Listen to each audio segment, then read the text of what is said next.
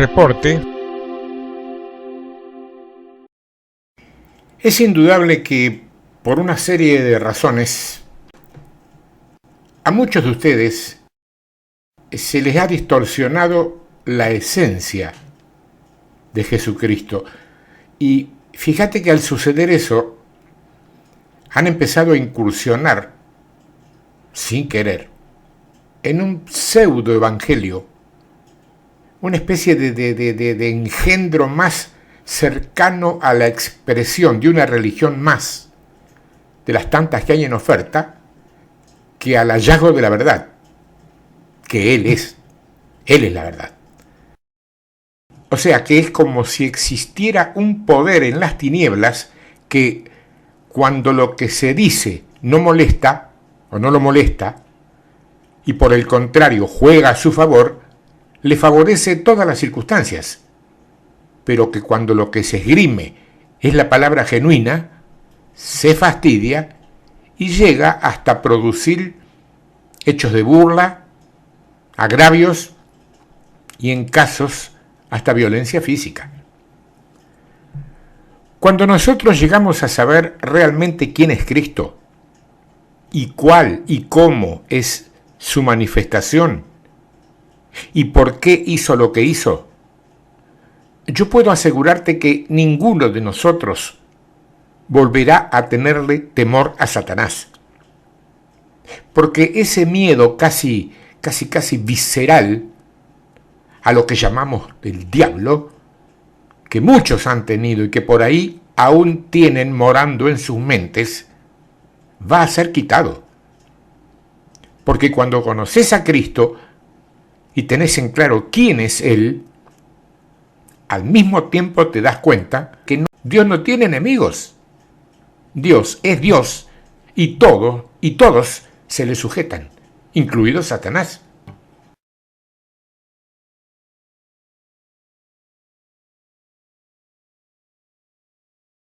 Satanás es tu enemigo, no el enemigo de Dios. De ninguna manera puede compararse a Cristo en nada, como en algún momento, desde la misma enseñanza religiosa, pueden haberte inducido a creer o a pensar.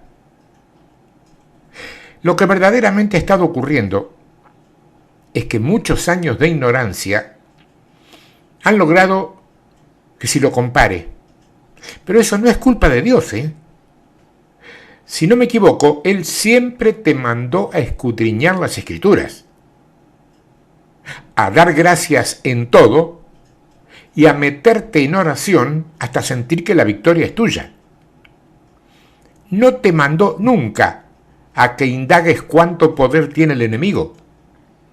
Y eso de escudriñar, lo de escudriñar tiene valor sumo fundamentalmente porque cuando dice que no temamos porque Él ha vencido al mundo, lo que te está diciendo es que el sistema del mundo hoy está en las manos de lo que llama el Dios de este siglo. Y si la palabra siglo, como sabemos, es la palabra sistema, entonces nuestra confianza radica en que suceda lo que suceda, Él ya venció al sistema del mundo. Y nosotros, estando firmes en Él, también tenemos acceso a esa victoria. Ahora, yo me pregunto hasta cuándo vamos a desoír y a desobedecer esa palabra que nos ordena no conformarnos a este siglo, que es como decir que no tomemos ejemplos ni modelos de este sistema. Eso es conformarse a este siglo, tomar modelos o ejemplos de este sistema. Tenemos que ser sí o sí distintos y diferentes a los que caminan por este sistema. El desierto, para Israel, tenía que durar 40 días. 40 días. Ese era el tiempo para llegar a la tierra prometida.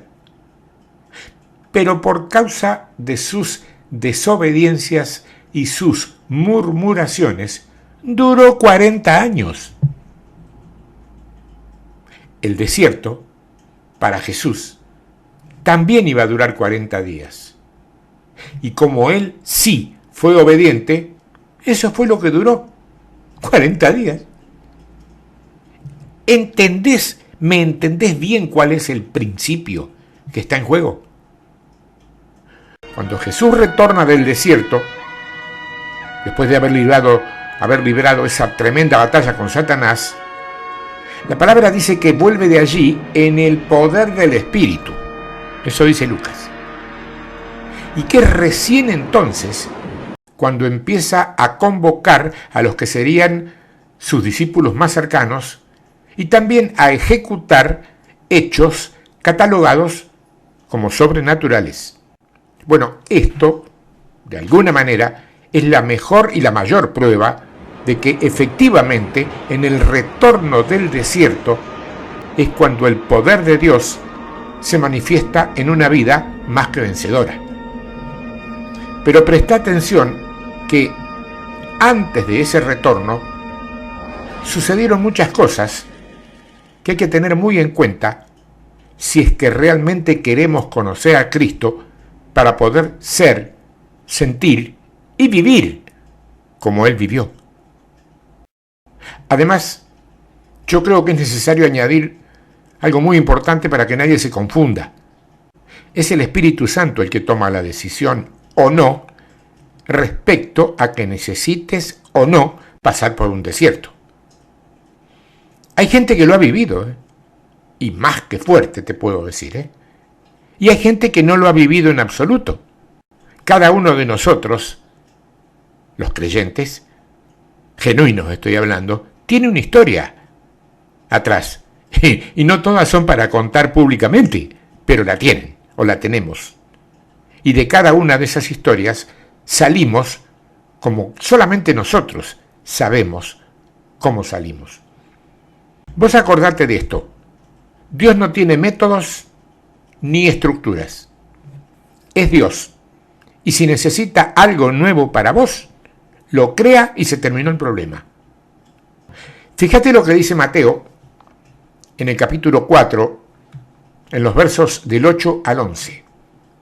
Dice, otra vez le llevó el diablo a un monte muy alto y le mostró todos los reinos del mundo y la gloria de ellos, y le dijo, todo esto te daré si postrado me adorares. Entonces Jesús le dijo, vete, Satanás, porque escrito está, al Señor tu Dios adorarás y a Él solo servirás.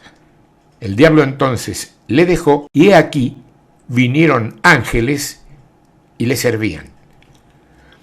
Hay un detalle que tenés que tener en cuenta cuando estés en tu propio desierto. Satanás es, conjuntamente con muchas otras cosas, un enorme manipulador. Pero enorme, manipulador. Y una de las formas en que va a intentar manipularte es usando la Biblia. Porque si bien, como ya enseñamos muchas veces, él no tiene revelación, porque no tiene la guía del Espíritu Santo que nosotros sí podemos tener, al Logos, o sea, la letra impresa de tu Biblia, él la conoce. Y créeme que no exagero nada si te digo que la conoce probablemente varias veces mejor que vos, y mejor que yo. De allí que deberemos tener sumo cuidado de no dejarnos atar por él. Porque la palabra lo que hace es desatarnos, liberarnos. Lo que hace la palabra no es cargarnos culpas, sino incentivarnos al arrepentimiento para acceder al perdón. Todo, absolutamente todo lo que sea opuesto a esto está siendo usado por Satanás para culparte, para condenarte. Pero déjame recordarte que la palabra dice que ninguna condenación hay para los que están en Cristo Jesús. Por lo tanto, es muy importante que nos funcione el discernimiento cuando nos llega un texto, porque conforme a lo que el texto diga y lo que eso llegue a nuestra mente, sabremos si es Dios que lo está trayendo para arrepentimiento, para perdón y para paz, o si es Satanás que lo hace para provocarnos culpa y condenación. Y si tenés alguna duda respecto a esto, o te suena un poco exagerado, acordate que en el tiempo de Jesús eran los fariseos los que más usaban la Torá para presionar, para amenazar y para juzgar.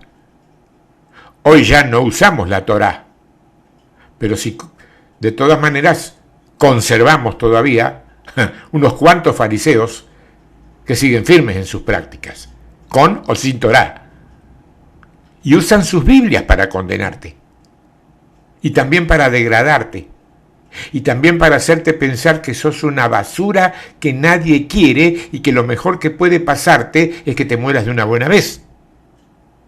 Parece fuerte, ¿no? Eso no es Dios. Eso no es Dios. En el nombre de Jesús, entendé y razoná. Eso no es ni puede ser Dios.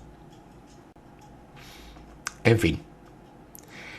Hay un detalle en la vida de Jesús que no siempre vemos con claridad. Cuando decimos que en Jesús moraba el tremendo poder de Dios, nadie lo discute ni lo cuestiona. ¿No es así? Los evangelios son claros y son bastante concisos respecto a todo lo que Jesús hizo al liberar cautivos, al sanar enfermos y al resucitar muertos. Lo que no siempre entendemos es que a ese poder de Dios, Él lo adquirió en el momento mismo de retornar del desierto. Y en ese momento todavía no había hecho ninguna de estas maravillosas cosas que haría después. Si vos, mujer, varón, hermana, hermano, amiga, amigo, si vos estás hoy en un desierto personal y privado, no lo tomes como castigo. No lo tomes como castigo. Mirá a lo lejos y vas a empezar a ver la salida. Y si aguzás la vista, más allá de la salida, vas a ver el poder de Dios en tu vida. Y en todo lo que de allí en más decidas hacer para su reino. Por ahí pasa la cosa. No es tan complicado. Es un poco intrincado, pero no es tan complicado. Por eso le llamé a esto viviendo verdades reveladas, porque a las verdades reveladas, la mayoría las conocemos, las aprendemos, las repetimos, las creemos, las enseñamos. Pero vivirlas, ¿cuándo? La Biblia tiene la palabra de Dios, que es para aceptarla, para leerla, para comerla, como decía antes, y fundamentalmente para vivirla. Porque cuando vivís la palabra de Dios es cuando sos testimonio. Repitiéndola como un papagayo, nadie va a convertirse, ni va a aflojar, ni va a haber nada distinto en vos. Ya esto se hizo durante 2000 años y llegó hasta aquí. Pero el Evangelio del Reino es un estilo de vida. Es la manera de vivir que tiene que lograr que el mundo te mire y piense, aunque no te lo diga, yo quiero ser así, quiero tener eso mismo.